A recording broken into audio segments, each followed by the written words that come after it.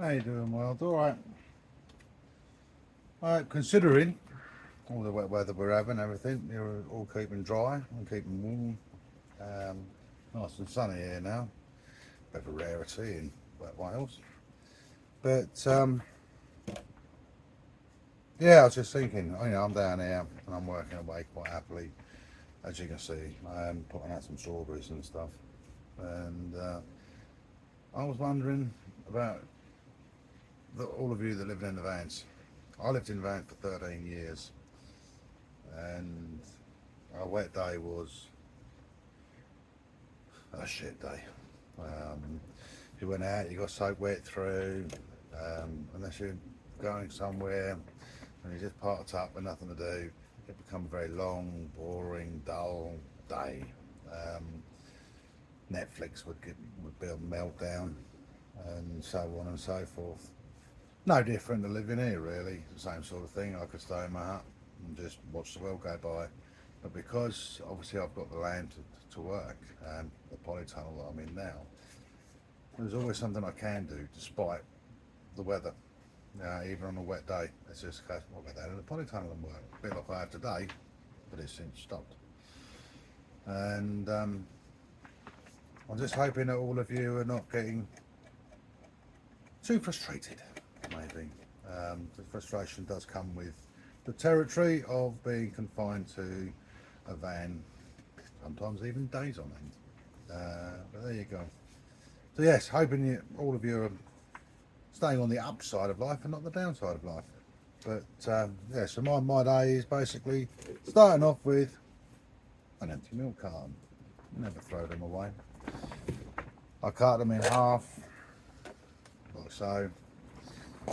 And here's one I've pre-done. Already got the holes drilled through the bottom of it for drainage. I was going to do another one. Mind the buzziness. Nothing flat loud. But, oh, missed that one. Get some holes drilled in there so that we got drainage. Bingo. One flower pot. That's cost me nothing. Not even the electric for that, because I charged that off the solar. And then here we get put them up with compost, usual sort of thing. No, I don't know a gardener. I don't know David Bellamy down in the undergrowth. I've got that bit for it, I suppose. You know, and I'm not a Charlie Dimmock because I haven't got the breasts. But there we go. And I'm sitting there just there's always something to do. So there's never a boring moment. And there's quiet moments. We all have quiet moments. But there's never a boring moment doing it this way off grid. All I'm trying to do. No, I'm not. I'm no age bloody anything. I'm old for Christ's sake. I'm just trying to be less reliant. People talk about self-sufficient, and then that'll open up the floodgates of you're not self-sufficient if you can't, and it can produce quite a lengthy debate. So I prefer the term. Oh yeah, okay. I live off grid. What's off grid? That's another one. But no, I think to myself, I live in an alternative way, and I am trying my best. A lot of time without knowledge. I've had to learn most of this as I've gone along, and to live where I'm a little less reliant on the outside world. It takes more than one person to be completely self-sufficient, I believe. And it takes a lot of years, and you need youth on your side. I don't have youth. I have a little bit of wisdom, allegedly. Sometimes I doubt myself on that. I don't even waste these bits of trim. They go into the compost pile. And so I'm trying to be a little bit less reliant. I try to use everything I possibly can more than once. Even to the point, old yogurt pots and things, they come in handy because guess what? You can plant with them as well. And I just think to myself, Am I happy? Too damn right I'm happy. I'm the happiest I've ever been. The most content I've ever been. Um, the world outside, as I call it, north of the gate. Um, the more I'm travelling down this road, the more I get a little bit of walk. I'll go out there full of people and scary people like that. I think the art is I try to live in a very humble way, very peaceful way. No, I'm not one to come across as a tree hugging hippie. I think for a lot of us, we've had enough of it. We've had enough of the rat race. We get to an age where it's like, I've had enough of this now. And I've been fortunate enough to be able to engineer my world so that I'm able to get off of that Ferris wheel for the bulk of the year. Then the hard work begins, doing this, making sure, I've got some strawberries for next year. I've got a load of garlic I planted up the other day, they're in now, ready for next year. I've got a load parked outside. But life is harder. It is quite often stressful. But the one thing that I have doing this is time. And I was fortunate enough last week, I can't remember now. I think it was the weekend, last weekend. A wonderful, wonderful, wonderful person came from this page, stayed for a couple of nights in a van, and we helped each other.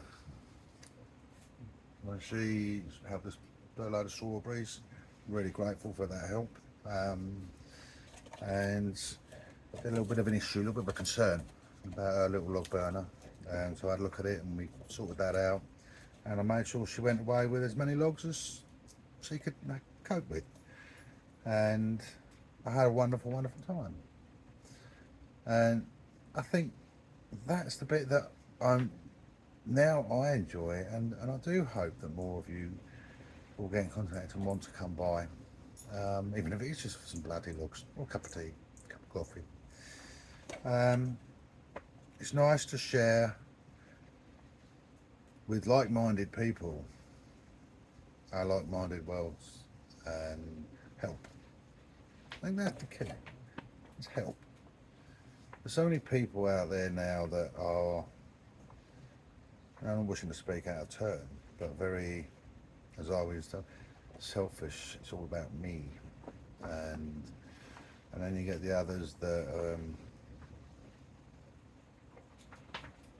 build up a hatred for society and constantly tell you how bad it is. Life is what you make it. I've been there in the past and been angry with the world. We're all guilty of it to a certain extent. I just happen to have engineered, wasn't a set plan, but I'm in a world where life treats me kindly now, and I'm kind to it. I've learned to live with nature more than I ever have, and I enjoy it, and I get a lot of satisfaction from it. When like this year, when I was eating the first of the strawberries, you never eat a shop strawberry again once you a homegrown strawberry. The taste is so different. Naturally grown, so much better, and even just locally grown, and just things like that. I never used to appreciate that. A strawberry was a strawberry, and I'll just eat it. I'd go and buy a punnet out of Tesco's, wherever. They have had strawberries. It's not the same. I'm learning. This old dog can learn new tricks, and I'm trying to learn. I'm willing to learn, wanting to learn, and it's something that it does. It gives me satisfaction. My girls, wherever they're hiding at the moment, they're being here because it's wet out there and I don't like the wet. I have a wonderful, wonderful little world here, and it works for me. and everybody has their own version of alternative living. Be it a van, be it boats, be it a yurt, caravans, whatever. I think deep down we've all managed in our own little ways to achieve something, and that's to get off the Ferris wheel a little bit, have a little bit more time for yourself, and that's the key to it all. My time here is my own. Yes, I work every day, never have a day off really, I'm always doing something, but I do what I want to do, and I want to do it, and I'm in charge of me. It's a wonderful feeling. But anyway, this won't do, I must get on. I've got strawberries to plant, and I'm just wishing you all well. Hopefully the weekend is going to treat you all well, and that wet stuff hopefully is not as bad as is forecast on the radio box. So all the best, and yeah, don't ever feel down. So people are welcome to come by, cup of tea, cup of coffee, grab some logs. It's nice to see people like that, and help. Remember, help. Help costs nothing. You don't have to charge for it. It's free. But it's gratefully received. And the biggest thing for me is being able to help somebody else. Satisfaction in there. That's the key for me. Anyway, speak to you later. Ta-da.